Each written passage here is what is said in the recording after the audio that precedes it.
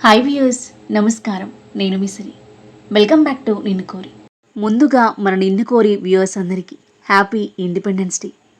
ఈరోజు కథ ప్రేమ పగల రణరంగం, ఎపిసోడ్ 49. మీ మనసుకు నచ్చే అత్యంత అద్భుతమైన కథ. కథ నచ్చితే లైక్ చేయండి.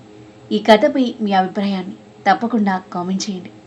ఇక కథలోకి వెళ్తే, ఫీవర్ వచ్చిందని డాక్టర్కి ఎలా తెలిసింది అని మనసులో అనుకుంటూ దేవ వైపు చూసింది ప్రీష. దేవ చూపు కూడా ఆమె మీదనే ఉంది. శేషుమిత్ర ఆ చూపులను గమనించి మొహాలు చూసుకుని దేవ వైపు చూశారు. డాక్టర్, అతనికి ఫీవర్ వచ్చిందని మీకెలా తెలుసు? ఉండబట్టలేక అడిగింది ప్రీష. ఆమె మాటలకి మిత్ర శేషు ఒకంత షాక్ అవ్వగా నిశాంత్ చిన్నగా నవ్వి, నాకు తెలియదనుకుంటున్నావా? దేవ ఎప్పుడు మెడిసిన్ విషయంలో నిర్లక్ష్యంగానే ఉంటాడు. బలవంతం చేస్తే తప్ప మెడిసిన్ వేసుకోడు. అందుకే ఫీవర్ వచ్చుంటుంది అనుకున్నాను అని చిన్నగా నిట్టూచి, అతనికి ఇప్పుడు లైట్ ఫుడ్ మంచిది, కానీ కారం ఉన్నవి తినకుండా ఉండడు. రెస్ట్ తీసుకోమంటే వినడు. హెల్త్ బాగోలేకపోయినా పని మీదే పడతాడు. అందుకే అతని విషయంలో ఎప్పుడు ఎవరో ఒకరు జాగ్రత్తగా ఉండాలి.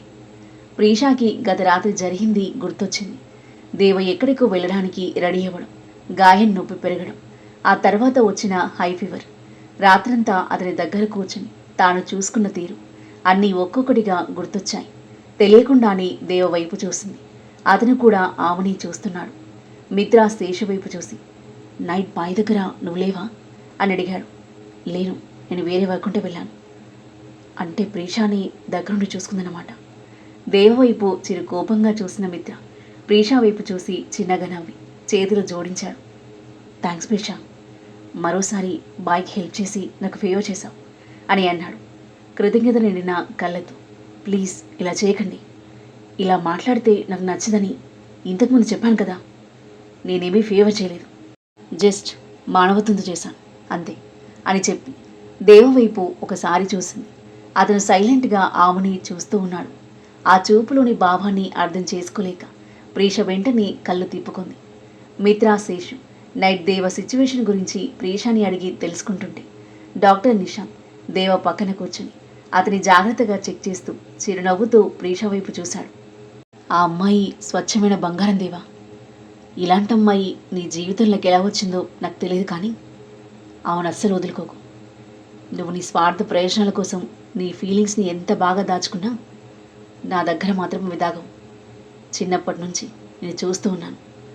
నువ్వు చేసే ప్రతి పని, చేయకుండా వదిలేసే ప్రతి పని, నీ మనసులో ఏం జరుగుతుందో నాకు తెలుసు అని అన్నాడు. దేవ ఎలాంటి ఎమోషన్ బయటపడనివ్వకుండా అతని వైపు చూశాడు. ఆమె ఇప్పుడు ఒంటరిగా ఉంది. ప్రజెంట్ ఆమె ఫేస్ చేస్తున్న ప్రాబ్లం కొంతవరకు తగ్గింది, కానీ పూర్తిగా తొలగిపోలేదు. తనకి సపోర్ట్ అవసరం. దేవా చూపు మిత్ర శేషులతో నవ్వుతూ మాట్లాడుతున్న ప్రీష వైపు తిరిగింది. ఆమె మొహంలో కనిపిస్తున్న ఆ చిరునవ్వుపైన అతని చూపు నిలిచింది. డాక్టర్ నిశాంత్ దేవ తలపై ఆప్యాయంగా చేవేసి, నువ్వు సంతోషంగా ఉండాలని నేను కోరుకుంటున్నాను. నీ సంతోషం అక్కడే నిలబడి ఉంది అని అన్నాడు. దేవ ప్రీష నుండి చూపు తిప్పుకొని నిశాంత్ వైపు చూశాడు. మీరు పొరబడుతున్నారు. నా లక్ష్యమే నా ఏకైక సంతోషం. నా లక్ష్యాన్ని సాధించిన తర్వాత నా ప్రాణాలు పోయినా నాకు పర్వాలేదు. నిశాంత్ అతని మాటలకి కాసేపు మౌనంగా ఉండి, మరి నీ నిజస్వరూపం ఆమెకు తెలిసే రోజు వస్తే అప్పుడేం చేస్తావు అని ప్రశ్నించాడు. దేవ కళ్ళు ఒక్కసారిగా కఠినంగా మారాయి. ఆమెకి ఎప్పటికీ తెలియదు, నేను ఆమెకు తెలియనివ్వను అని అన్నాడు నిశ్చయంగా. నిశాంత్ ఇంకేమీ మాట్లాడలేదు. దీర్ఘంగా ఒక నిట్టూర్పు విడిచి చేయాల్సిన చెకప్ చేసి ఇంజెక్షన్స్ చేశాడు. హెల్త్ జాగ్రత్తగా చూసుకో, మొండిగా బిహేవ్ చేయకు. నువ్వు నీ లక్ష్యాన్ని సాధించాలంటే ముందు నువ్వు త్వరగా రికవర్ అవ్వాలి అని చెప్పి అతని భుజం తట్టి లేచి ప్రీష దగ్గరికి వెళ్ళాడు. టేక్ కేర్ ప్రీష అని చెప్పి ఆమె కళ్ళలోకి చూస్తూ కాస్త ముందుకు ఉంది. అతన్ని కూడా జాగ్రత్తగా చూసుకో అని అన్నాడు ప్రశాంతమైన చిరునవ్వుతో. ప్రీష అర్థం కానట్టుగా అయోమయంగా అతని వైపు చూసి దేవ వైపు చూస్తుంది. దేవ మొహంలో ఏ భావం లేకుండా చూస్తున్నాడు. నిశాంత్ చిన్నగా నవ్వుకొని అందరికీ బాయ్ చెప్పి అక్కడి నుండి వెళ్ళిపోయాడు. అతని వెనకాలే మిత్ర శేషు వెళ్ళారు. ప్రీష కూడా వెంటనే తన గదిలోకి వెళ్ళిపోయింది. నన్నతన్ని జాగ్రత్తగా చూసుకోమంటారేంటి?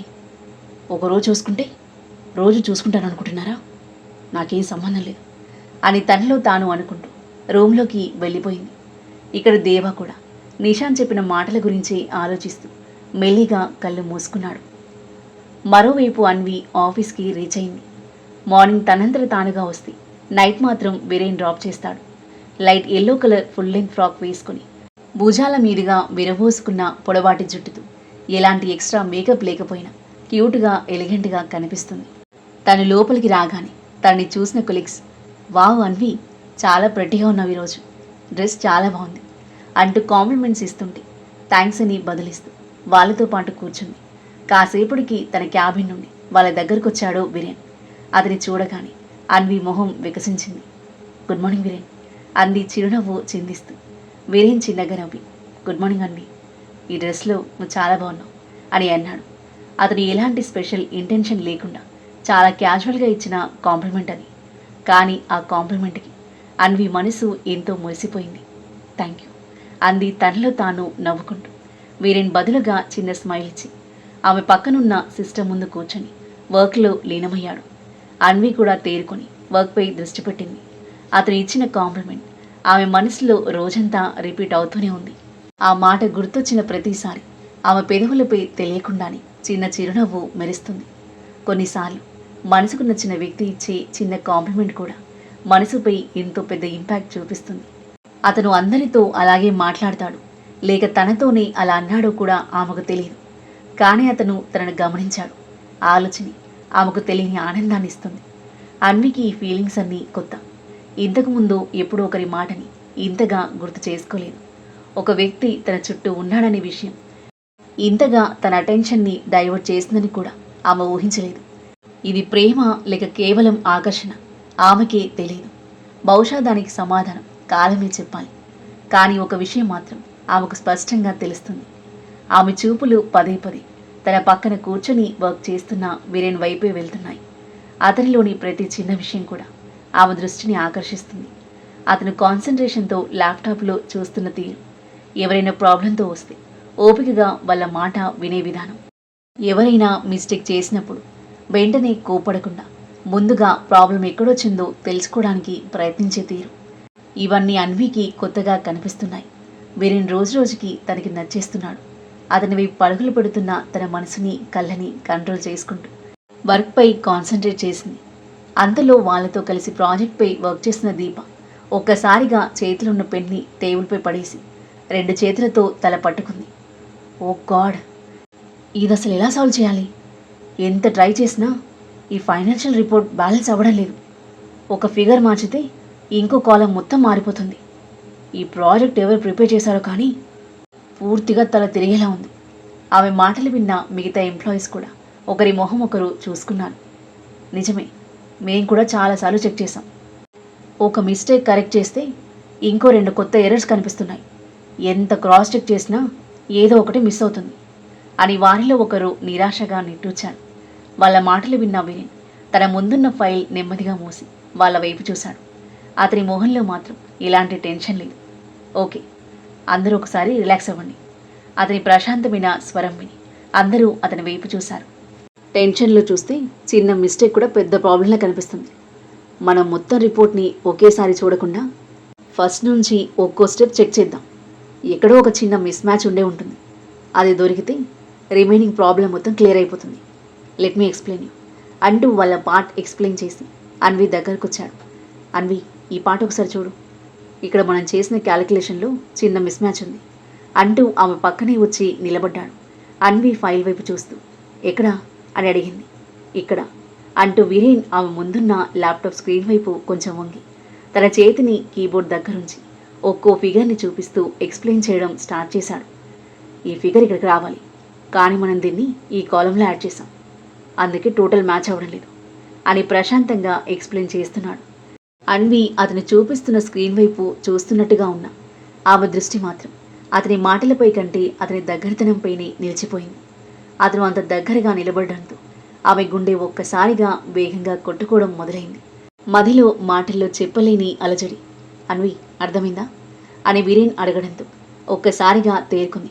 హా, అర్థమైంది తడబడుతూ చెప్పింది. నిజంగానేనా? అవును. అయితే చెప్పు, నేను ఇప్పుడు ఏం చెప్పాను? అతను నవ్వుతూ అడిగేసరికి అన్వి ఒక క్షణం మాట రాక అతని వైపు చూసింది. అది అతని పెదవులపై చిరునవ్వు మరింత పెద్దదైంది. అంటే అర్థం కాలేదన్నమాట. అయ్యో అర్థమైంది, కానీ మీరు చాలా ఫాస్ట్గా ఎక్స్ప్లెయిన్ చేశారు అని అంటూ తడబడుతూ మళ్ళీ స్క్రీన్ వైపు చూసింది అన్వి. ఓకే, ఈసారి స్లోగా చెప్తాను అని అంటూ వీరేన్ మళ్ళీ ఎక్స్ప్లెయిన్ చేయగా ఈసారి శ్రద్ధగా వింటూ ఉంది. ఎక్స్ప్లెయిన్ చేయడం అయ్యాక ఇప్పుడు అర్థమైందా అని అడిగాడు. అర్థమైంది అన్వి తల ఊపగా వీరేన్ చిన్నగా స్మైల్ ఇచ్చి తన ప్లేస్లోకి వెళ్ళి వర్క్లో లీనమయ్యాడు. అతను దూరం అవ్వగానే ఒక్కసారిగా ఊపిరి పీల్చుకున్న అన్వి అతని వైపే చూస్తూ ఉండిపోయింది. ఎంత క్రిటికల్ సిచ్యువేషన్ వచ్చినా ఇలా కూల్గా ఉండడం అందరికీ సాధ్యం కాదు అని మనసులో అనుకుంటూ చిన్నగా నవ్వుకుని వర్క్పై దృష్టి పెట్టింది.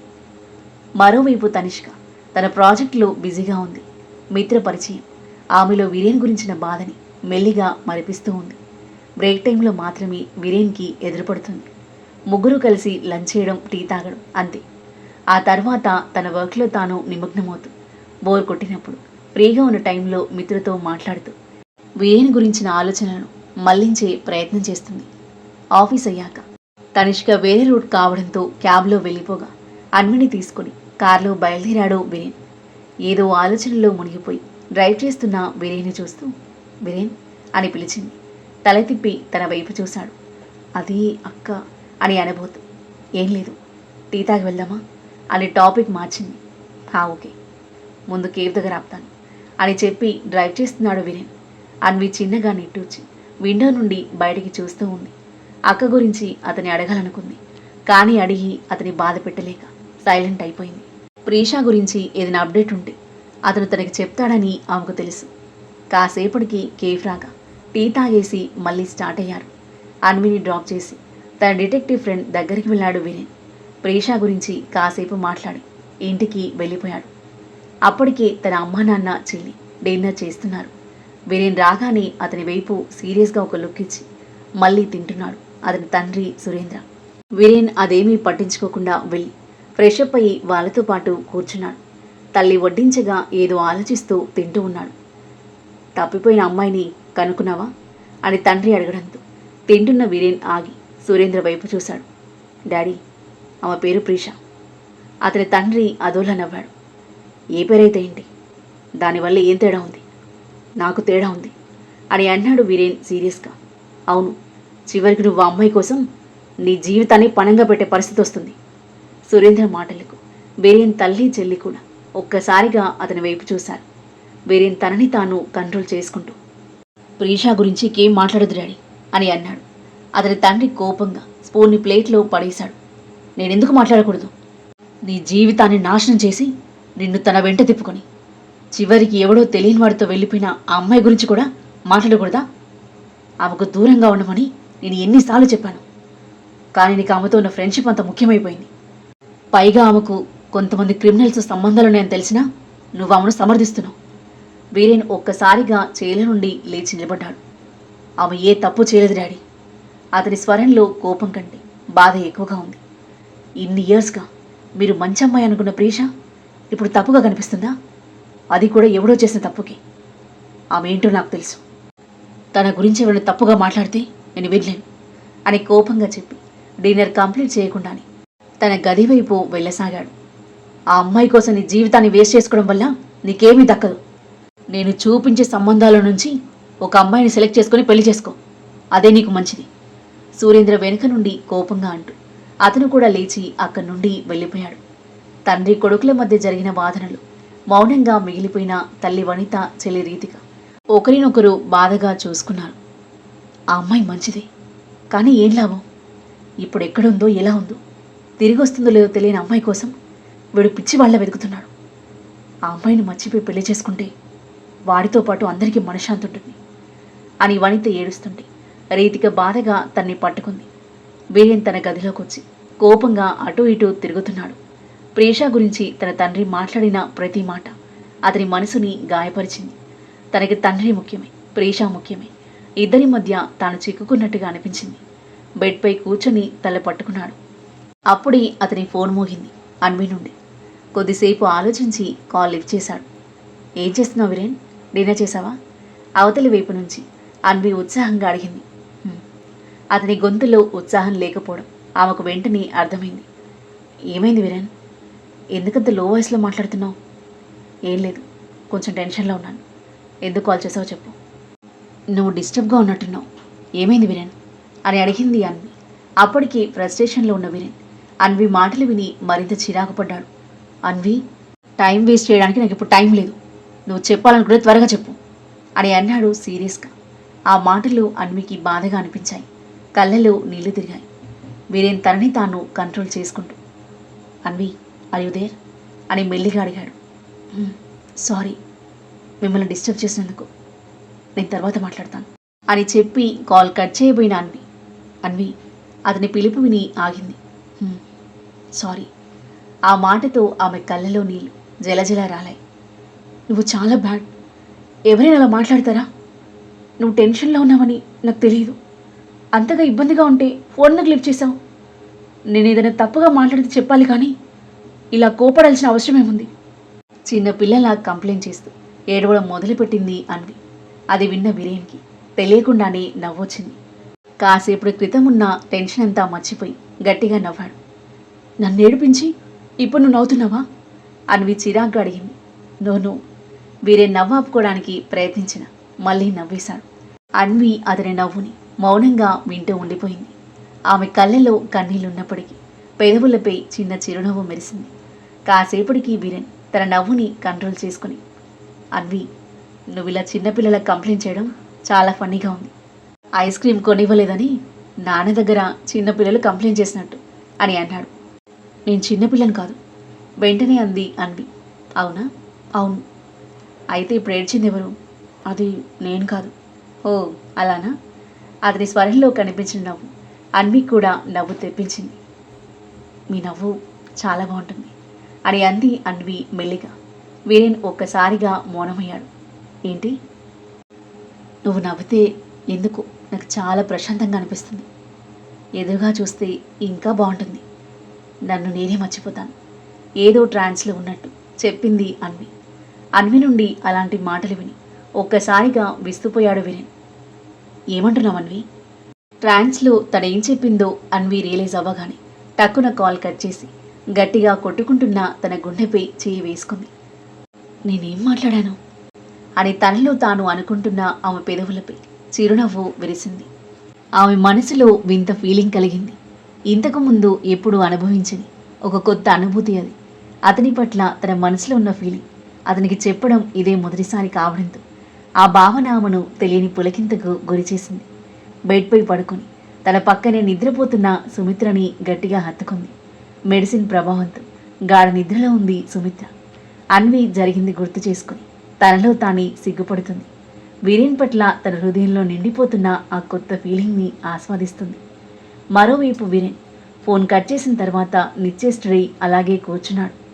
అన్వి చెప్పిన మాటల్ని గుర్తు చేసుకుంటూ ఆమె అలా ఎందుకు మాట్లాడిందో అర్థం చేసుకోవడానికి ప్రయత్నించాడు. ఈ అమ్మాయి ఒక్కోసారి చాలా వింతగా మాట్లాడుతుంది అని తనలో తానే అనుకుని తల విదిలించి ఫోన్ పక్కన పెట్టి బెడ్పై వాలిపోయాడు. ఆ తర్వాత ఏం జరగబోతుంది? వీరేన్ అన్విల మధ్య ఎలాంటి ఆసక్తికర సన్నివేశాలు చోటు చేసుకోబోతున్నాయి? అన్వి తన మనసులో ఉన్న ప్రేమని వీరేన్కి చెప్తుందా? వీరేన్ ఎలా రియాక్ట్ అవుతాడు? దేవ ప్రేషల మధ్య ఎలాంటి సన్నివేశాలు ఉండబోతున్నాయి? మిత్ర తనిష్కల ఫ్రెండ్షిప్ ప్రేమగా మారుతుందా? చీఫ్ని పట్టుకోవడానికి విధ్వంస్ ఎలాంటి ప్రయత్నాలు చేస్తున్నాడు?